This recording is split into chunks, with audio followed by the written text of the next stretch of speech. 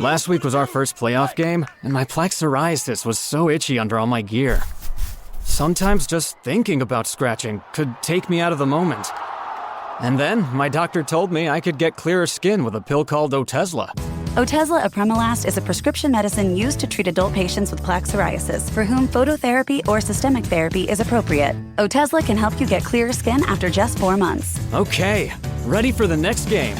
Talking to my doctor about a pill was a total game changer. Don't use Otezla if you're allergic to it. Get medical help right away if you have trouble breathing or swallowing, swelling of the face, lips, tongue, throat, or arms. Severe diarrhea, nausea or vomiting, depression, suicidal thoughts, or weight loss can happen. Tell your doctor if any of these occur and if you have a history of depression or suicidal thoughts.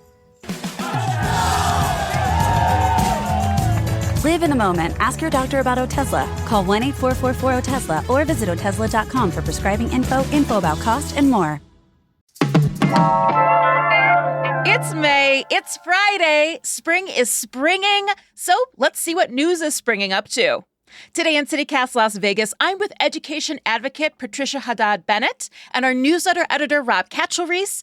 And today we're discussing the decline in Vegas tourism, the dueling education bills in the legislature, and sperm racing is coming to Vegas. It's Friday, May 2nd. I'm Sarah Lohman, and here's what Las Vegas is talking about.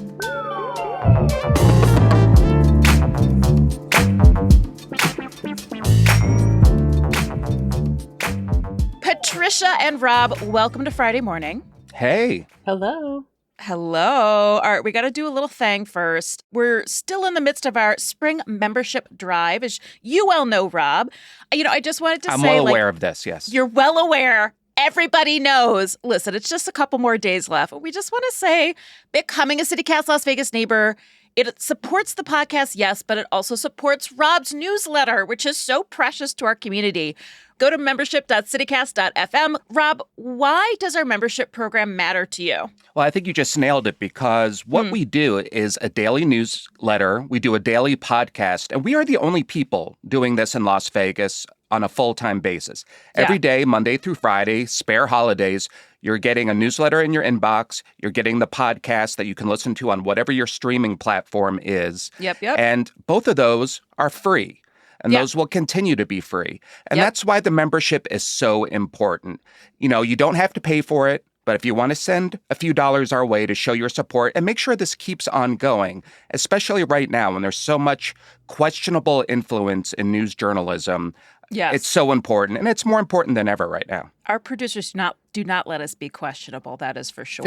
Maybe in our personal lives, but not when we're reporting the news. And just as a perk on top of it, you get a lot of cool things, too. We just did ticket giveaways for Unstripped, one of the best food festivals of the year in Las Vegas. Gosh. We gave away tickets for Mavericks, too, which is such an incredible show. That's fun just show. For members.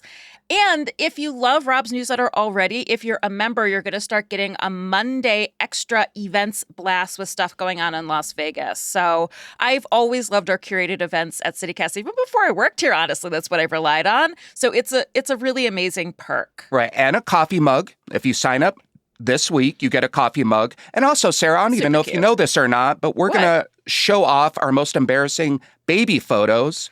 If we hit our goal numbers, and we're just on the cusp of it, if you want to see us at our youthful worst, become a neighbor today. I read the Slack on that, and I didn't necessarily consent to it. But at the same time, I noticed you ignored that. Yeah, I did ignore it. At the same time, now it's official. It's podcast official now. I was adorable. So there's not really any embarrassing photos of me. I was a cutie pie. So I was adorable and awful, as our neighbors will see if we reach our goal numbers. That's facts. So, okay, go to membership.citycast.fm. Literally right now, unless you're driving, wait till you park. Patricia just gave a thumbs up to that. But if not, on your phone, we'll wait.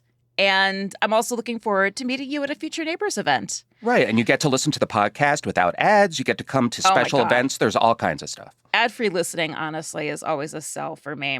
Okay, Wait, so let's get into it. Yeah, please, Patricia. Well, I would was love- just going to say, as a member, I attended one of the member events, the trivia event, and I had a great time, and it was so fun. And I got a really cool tote bag out of it, which, as a sucker for tote bags, I mean, how can you go wrong? So thank you. Oh my gosh, I didn't realize we met at that event. I remember you because we were both talking of the tote bag, which I'm sorry if y'all missed it. The mug is cool too, but there will be future times when you can nab other like amazing CityCast stuff. Go to membership.citycast.fm, membership.citycast.fm.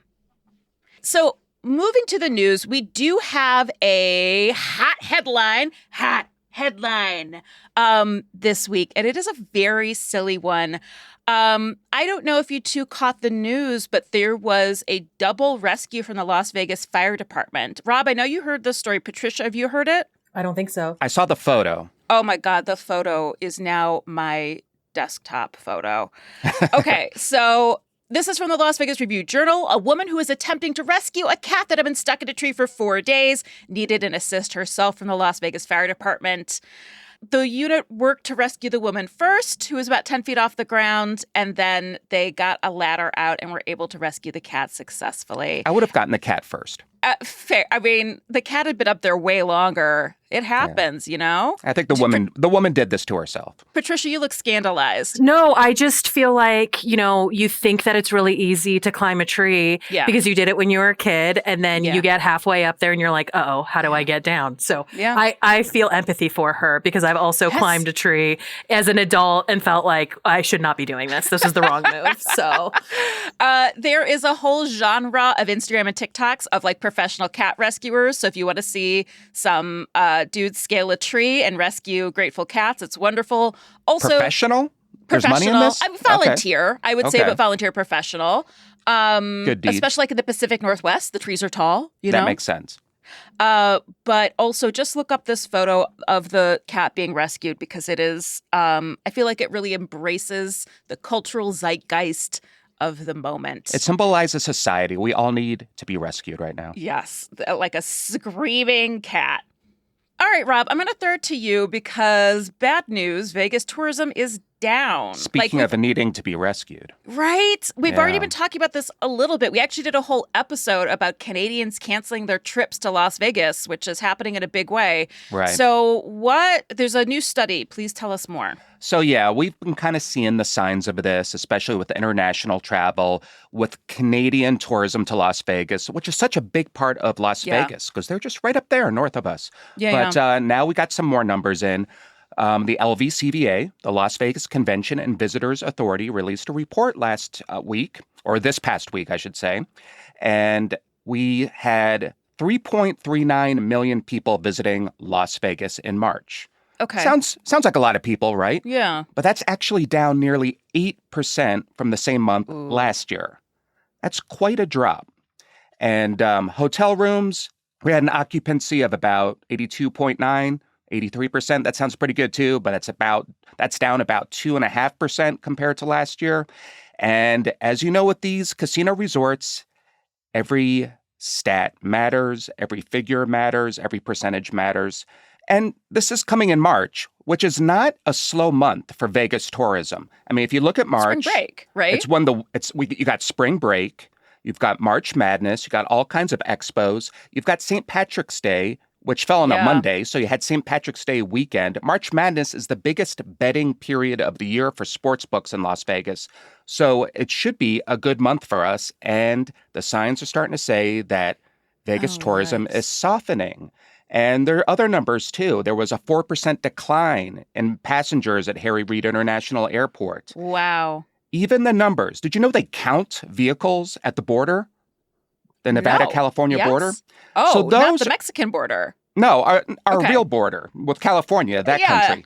At Barstow, Yes, that socialist utopia, California.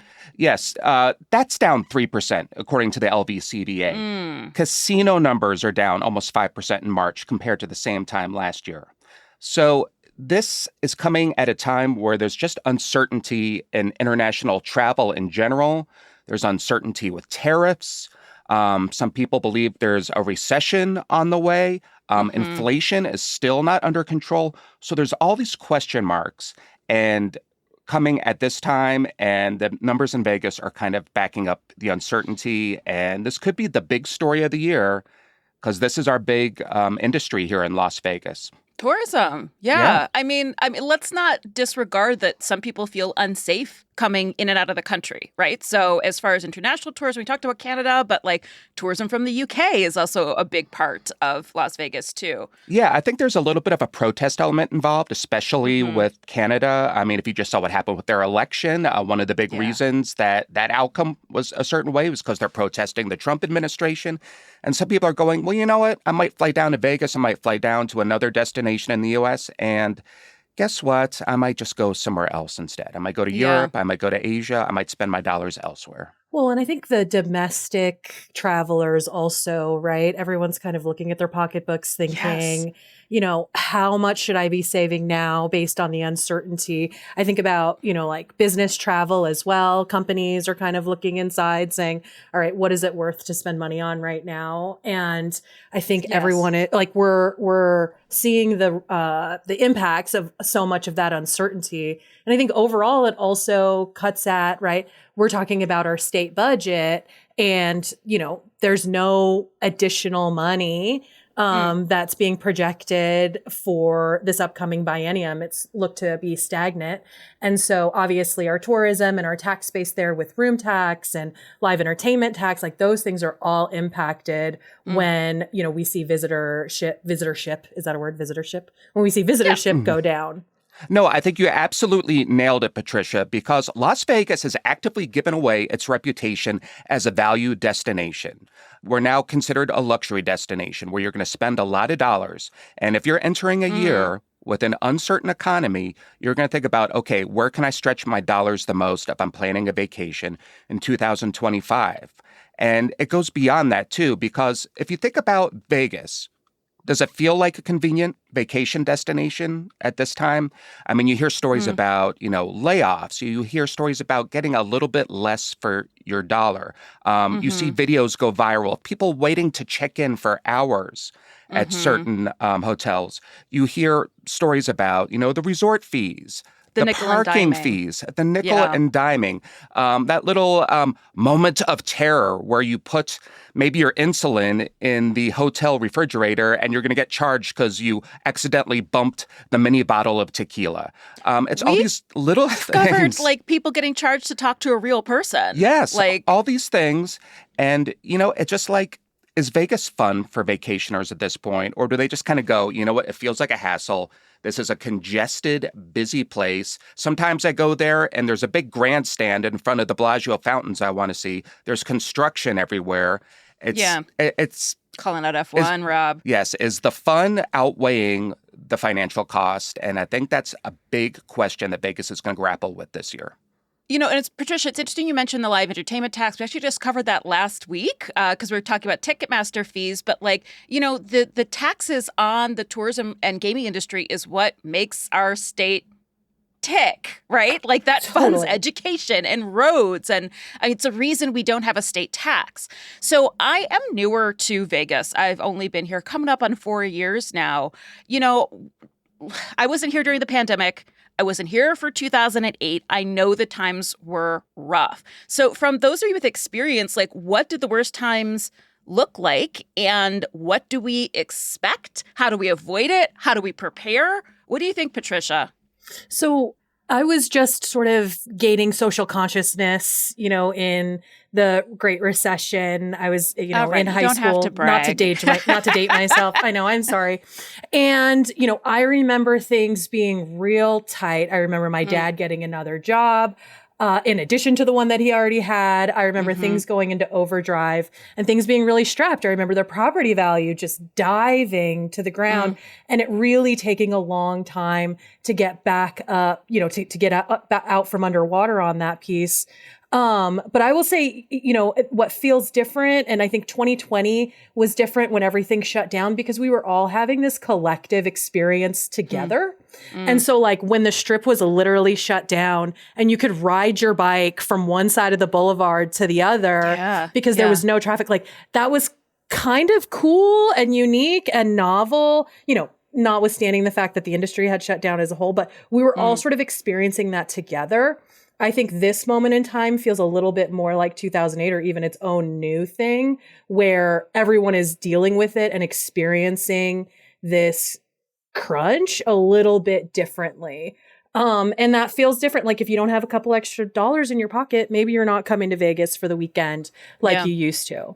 Yeah, I think the recession, or not the recession, but the pandemic showed us this as well, that as long as people are willing to spend the money, they're going to keep charging those rates.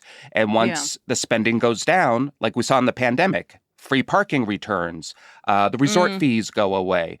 So people really do vote with their dollars, but the change only happens when people stay away. And it's kind of like a painful pill to swallow.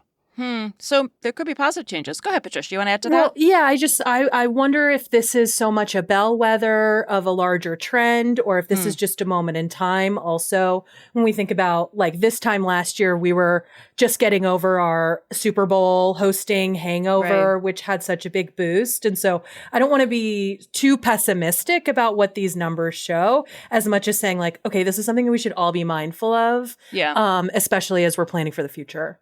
Yeah, doesn't bode well. Definitely giving me a little bit of anxiety, but I also don't blame the people not choosing not to come here. Like, I think there's some hard realities that we're all facing.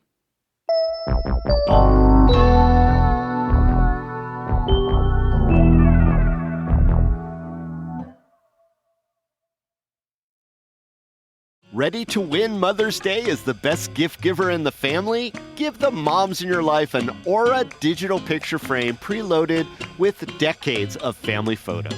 Aura frames, they've been named the best digital photo frame by Wirecutter, and it is easy to see why. We love ours with its unlimited storage, and it is so simple to set up. I did it on my phone, and it took less than 2 minutes. My significant other and I started uploading silly photos of each other to our Aura, and we wait for the other person to notice. I just popped up this morning in the world's ugliest Mardi Gras mask. It brought back so many fun memories, but my turn is coming up. So if you want in on the fun, Aura has a great deal for Mother's Day. For a limited time, listeners can save on the perfect gift by visiting auraframes.com to get $35 off plus free shipping on their best-selling Carver matte frame. That's auraframes.com, promo code CityCast. Support the show by mentioning us at checkout. Terms and conditions apply. Your snacking routine can get a little dull. Time for a light and fit remix. Like a crunchy storm of graham cookies, caramel pearls, and dark chocolate, showering down into a smooth, creamy yogurt. Enjoy 3 light and fit remix varieties with craveable flavors and up to 120 calories and 10 grams of protein per 4.5-ounce serving. See remixyogurt.com. All right, so Patricia, education advocate Patricia, I'm so glad we have you because I know that there are 2 battling education bills in the legislature right now, and I don't really understand what's going on there. Can you please explain it to me? Absolutely. Okay, so this past week, and then late last week, there were the sort of one was a soft launch and one was a hard launch of some education policy. So last Friday, the Governor Lombardo had a press conference to discuss his Nevada Accountability and Education Act, which is one of the big omnibus education bills that we are seeing come out. And then the majority leader, Senate Majority Leader Cannizzaro, this week released her Educate Act, which is also a sort of omnibus. I don't want to say hodgepodge as much as it's like a bunch of sort of different disparate ideas all sort of under the umbrella. An omnibus within the legislature for It's like us? a blend, like a coffee blend. It's like a coffee blend. It's like a bunch of different, generally what you see in legislation is you see sort of one chapter or one particular area or issue area for one bill. That's kind of the rule of thumb. It doesn't actually go down that way. So, but when you look at an education omnibus bill, it's looking at issues like, so these in particular are taking accountability of school districts and their governing bodies, teacher pay, reading support for kids, professional development, opportunity scholarships, which is the voucher program, charter schools. So all of these ideas that kind of fall under education, but are all sort of in different chapters of the law and all come together to be like 100 and some odd page piece of legislation or 100 some odd page bill. So what are the differences between these two bills?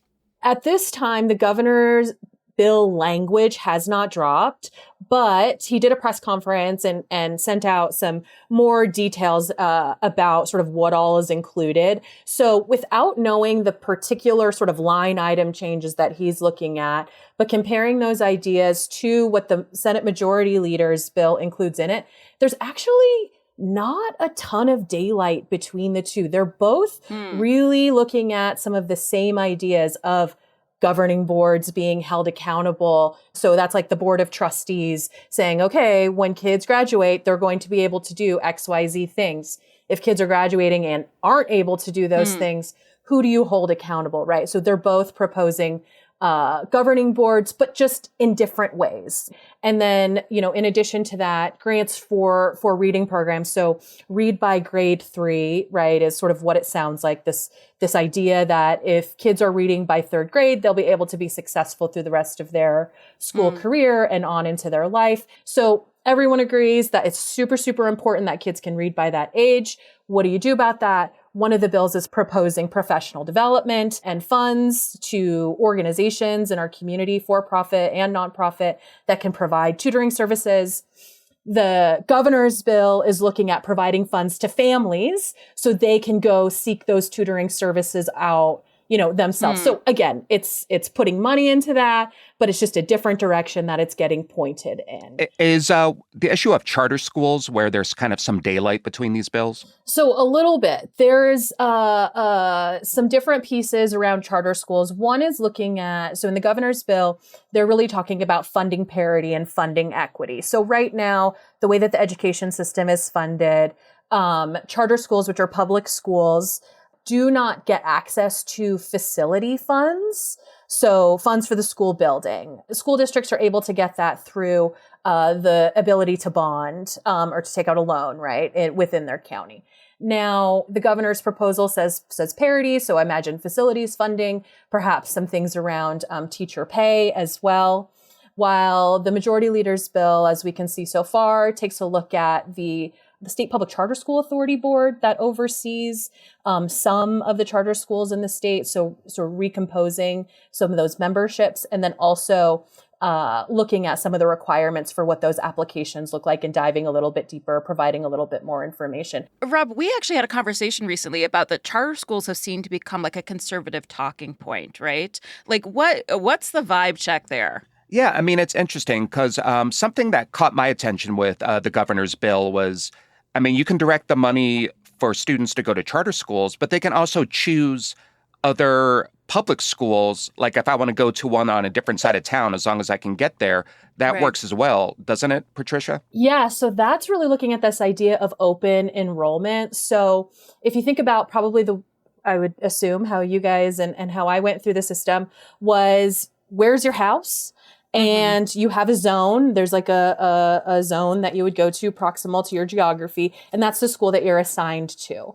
And what has been found across the country is when you sort of get rid of that paradigm and you ask people, where do you want your kid to go? And you let them opt in to a particular school, whether that is the school that's 2 blocks away from your house or it's the one across town, that actually student achievement goes up. And, the sort of bar gets set a little bit higher. And so the governor, and there's another bill by Assembly Member, they've made that change this session, Assembly Member Torres, around sort of rejiggering the process a little bit, which is not totally different than what's happening right now because there has been some evolution there, but to really put the choice in the hands of families to say, there is this massive system. You pick where you want to go in this system. We won't necessarily assign it to you. And that doesn't necessarily seem to be a bad thing. I mean, as long as there's room in that school. And if you're thinking about your kids' education that much that you want them to go to X place on this side of town,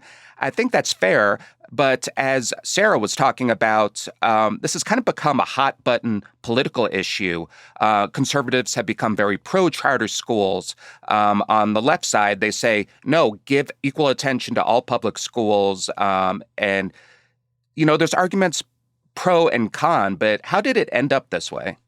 So there's a couple of different pieces. I mean, charter schools were initially this idea of families and educators saying, whatever is happening inside the system is not working for us. It's not working for our kids. Our kids aren't learning. What if we did this differently? And so it really came from this idea of community members coming together to create their own different type of school that is still held to high standards. Now, over the past 20, 25 years since charter schools really hit the ground in the United States and across the country, it has really sort of gone back and forth. So you look at organizations like DFER, which is Democrats for Education Reform. They are pro-charter. They are pro-parents being able to vote with their feet and sending their kids to the school that best meets their needs.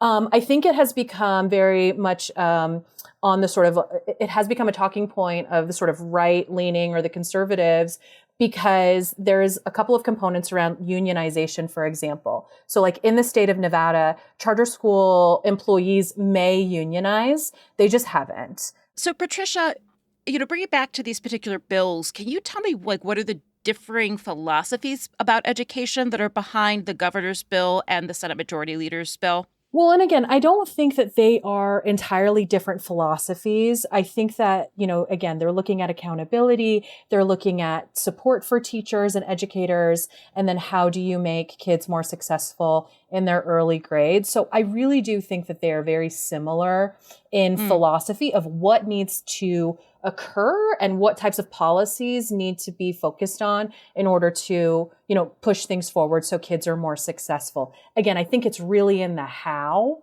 and in the minutia where a lot of the differences come about. It seems like money in one case is going towards the individual, and that's the governor's bill, whereas in the other case, money is being thrown into organizations that support the individuals. Does that seem accurate?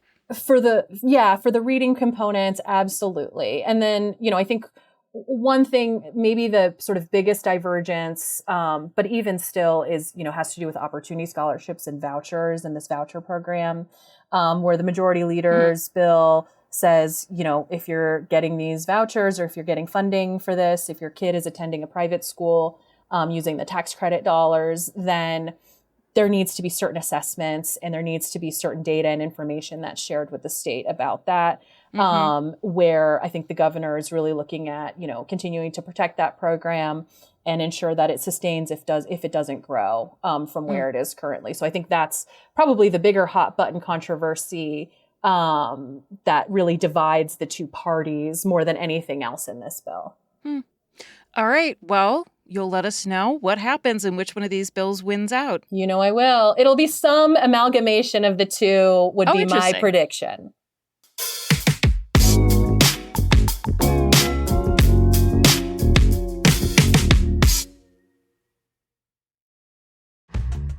Hey, it's your host, David Figler, popping in to tell you about our new CityCast Las Vegas Neighbors program. I know you've heard us talk about membership before, and many of you are already a part of it. Well, it's got a new name. We're calling it CityCast Las Vegas Neighbors because we've learned that people who support CityCast Las Vegas are people who care deeply about this city and want to make it better. They're just the kind of neighbors this city needs. We're also adding benefits. CityCast Las Vegas Neighbors will still have access to ad-free podcast listening and an exclusive weekly local events preview, but now you also get regular events like happy hours with other CityCast Las Vegas neighbors, local volunteering meetups, and other members-only events where we explore and better our city together. And you get a shout out to a local business or nonprofit you love on the show and in the Hey Las Vegas newsletter. So for $10 a month, you could become a CityCast Las Vegas neighbor today by going to membership.citycast.fm. That's membership.citycast.fm. We couldn't make this show without people like you supporting it, and we're so excited for you to be a part of it. Hey, CityCast. Something I appreciate about the Cozy Earth Mother's Day sale is that they know motherhood looks different on everyone. So whether you're raising kids, dogs, or cane, all moms work hard and they deserve comfort. So let me tell you about these Cozy Earth sheets. They feel like cool water in a sort of, is this the Ritz-Carlton or my own bedroom kind of way. The pajamas are what I imagine celebrity moms sleep in, buttery soft. You're looking for the right gift because the women who raised you feel like home. And they are going to love Cozy Earth bamboo pajamas, and I know this because it's 3:24 p.m. and I'm still wearing mine. To celebrate moms everywhere, Cozy Earth is supporting your favorite local podcast and giving our listeners a special promo. 45% off site-wide. This is a luxury brand, and that is a mind-blowing deal. Use Cozy Las Vegas to take advantage of 45% off at CozyEarth.com. All right, we need to go in an entirely different direction. So take off your education hats and put on your sperm racing hats, of which there are actually some. We're going to swim into a different direction. Oh, my God. I'm doubting my job this morning. All right, so sperm racing. Sperm racing debuted 1 week ago at the LA Palladium, and it featured a battle between students at USC and UCLA. So the founder, Eric Shu, and his sperm racing startup is coming to Vegas. And in 3 months, their plan is to put on a celebrity-packed show, which he has described. He said it's going to be massive and with a much bigger budget than the LA show. So I'm sure you are both wondering. I'm sure you, dear listener, are wondering, what is sperm racing? So this is one of the few times in my life where I've actually used AI because I do find, you know what, because I didn't want to read that much more. Sperm racing is a novel event where sperm samples from competitors with penises are placed on a microscopic racetrack designed to mimic the human reproductive system. The goal is to see which sample can reach the finish line first, simulating the natural process of fertilization, which it actually does not, as anyone who's taken high school biology should know. It's not the first sperm that gets to the egg. The egg actually has, it decides. It has chemical receptors that can choose or reject and kill a sperm too. So that reflects how people behave. Like in a bar, a woman can reject a guy. It doesn't have to be the first guy who shows up. No, sure. Sperm are people too. How do they collect the samples to begin with? Oh, I don't know. I did not find out. I didn't, not that I didn't look, honestly. I am a journalist after all. I did find out that there is quote unquote training, that the competitors are given a budget. The look on Patricia's face right now, they're given a budget to like eat and like take vitamins and do things that are supposed to like increase the strength of their sperm. This sounds like a good thing. It sounds health conscious. Oh my God. I mean, I'm going to bring it to you in a minute, Rob, as the only person with he/him profiles here. I do want to point out that the two competitors were named Tristan and Asher.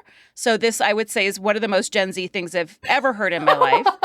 And we should point out they do project the sperm swimming on a big screen. Yeah, so you all the get to spectators see can them. watch it. I watched it. I mean, I love men. And I was really grossed out. There's something like viscerally. Anyway, when they come to Vegas, he's hoping there's going to be a celebrity matchup. We'll see. The founder suggested maybe Nick Cannon, famously a very fertile person. Yeah, he also suggested Kendrick and Drake duking it out. Well, they got to settle this. Yeah. So we have that to look forward to. So I've got some of your reactions here. Can Sperm have a diss track? Yeah. Okay, Rob, how do you feel? What's your reaction to this new sport? All right. I see how this is going. I'm going to have to take it upon myself to defend the entire male species or whatever you want to call us. They should be honored to have you as a representative. Go on. You know what? But if this leads to a movement of having solid male health quality, top tier sperm, I'm all for it. Oh my God, top tier sperm. Patricia, how do you feel? Deep sigh. Deep sigh.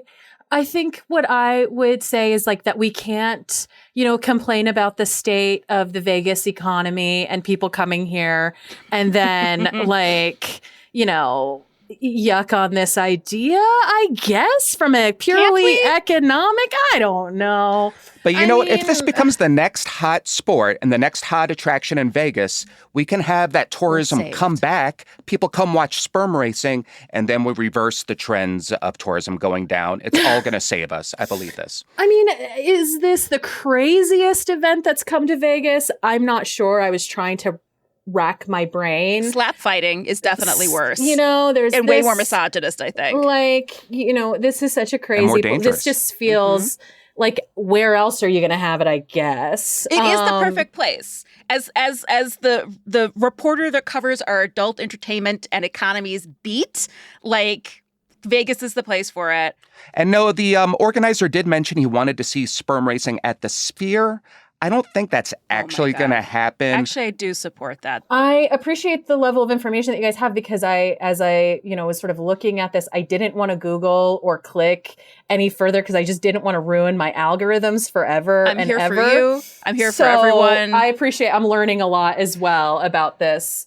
Okay, quote-unquote I will sport. say this. Here's something positive. I do think it's funny, the reps of the different teams, everyone dresses in white. And they wear white do-rags too. So they're in a sperm costume. I do think that's funny. That being said, I am going to bring it down because this does feel like the darkest timeline to me. It feels a little tone deaf. Mm-hmm. Patricia, I say, yes, you're agreeing with me. Mm-hmm. Okay. Again, let's get serious just for a second. Half the states in America have an abortion ban right now.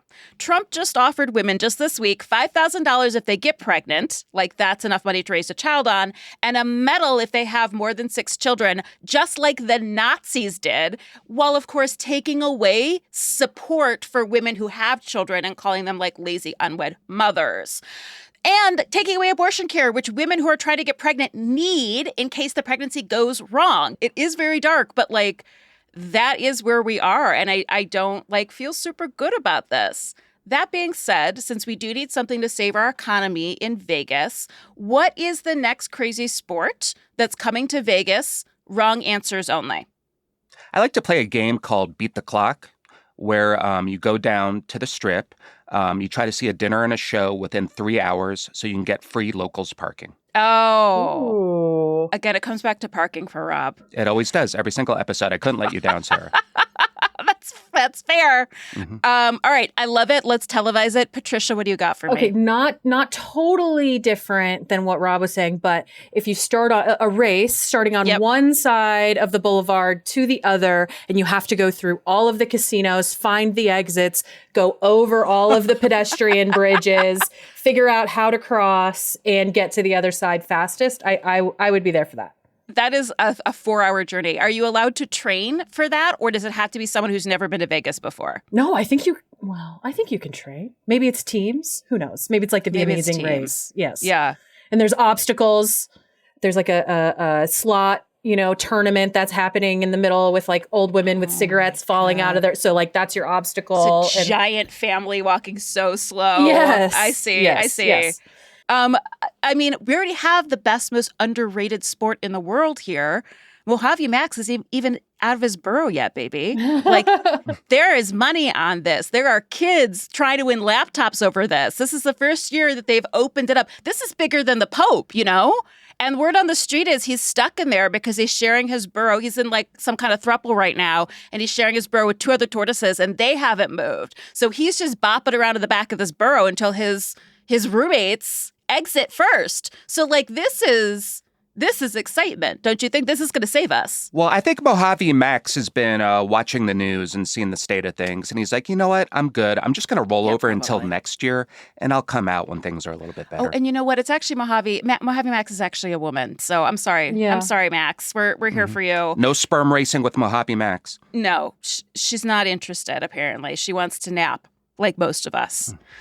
All right. Well, thanks for the journey, Patricia and Rob. Thank you. Yeah, my pleasure. Rob, I'll see you soon. I'll see you later. I I just want to say a huge, huge thank you to everyone that's already become a CityCast Las Vegas neighbor. It means a lot to us. So thank you to Julie F., Vivian N., Elena M., Stan M., Jessica D., Scott S., Paul L., Andy K., Bonnie B., Carol M., and W., and Patricia Haddad Bennett. Thank you for being a member, too. There are a lot more of you rolling in. We'll keep on thanking new members well into next week. To get your very own shout out on air, please become a CityCast Las Vegas neighbor at membership.citycast.fm.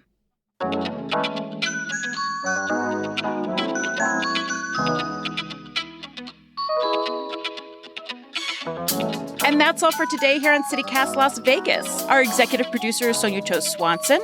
Our producer is Leila Mohammed. Our newsletter editor is Rob Katchelreese. And our hosts are David Figler and me, Sarah Lohman. Music is by OG Moose, Epidemic Sound, and All the Kimonos. We record this show on the traditional homelands of the Nawubi, the Southern Paiute people. If you enjoyed this show, why not tell a friend? Rate the show, leave us a review, and subscribe to our morning newsletter, Hey Las Vegas. We'll be back Monday morning with more news from around the city. Take care.